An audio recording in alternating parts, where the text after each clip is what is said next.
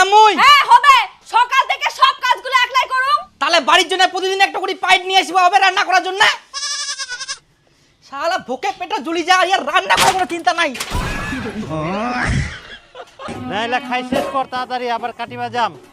কাকি দাঁড়া দাঁড়া দাঁড়া দাঁড়া, আমার 10 কাঠা জমির ধান কাটিবা হবে।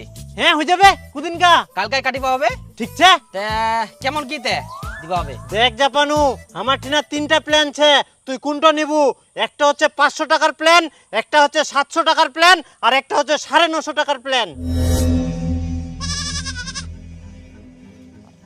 500 টাকা দিয়ে যদি মই করুম তাহলে মনে হয় 9টা থাকি 11টা অবধি কাম করবে আর বাড়ি আসা নিয়ে 4 করবে। দেখ কাকি, মই 500 টাকায় দিম, কিন্তু 9টা থাকি 5টা অবধি কাম করবা হবে, ওই বাড়ি আসা 4 করলে হবে না। হ্যাঁ বাপু, আমরা ওই জিটো প্ল্যানে নে সারাদিনে কাজ করিম। 500 টাকার প্ল্যান নিলেও সারাদিন করিম, 700 টাকার প্ল্যান নিলেও সারাদিন করিম, 950 টাকার প্ল্যান নিলেও সারাদিনে কাজ করিম, 10টা থাকি 5টা অবধি।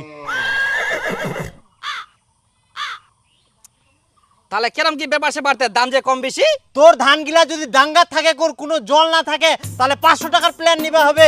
আর তোর যদি 1 হিটুয়া জল থাকে তাহলে তো 950 টাকার প্ল্যান নিবা হবে। আর তোর যদি 1 জাং জল থাকে তাহলে 700 টাকার প্ল্যান নিবা হবে। তোর কোনটা হচ্ছে সেটা কয়েক, সে অনুযায়ী দাম হবে।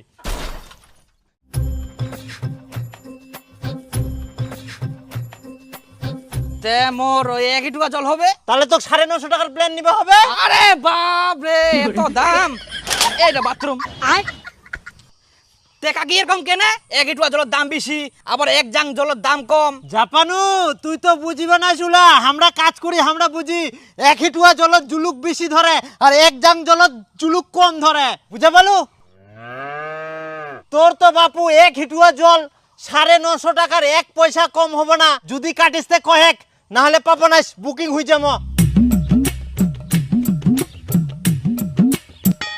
আর ধানগুলা কাটার পর ঢলাই তো তোমরাই করবেন নাকি?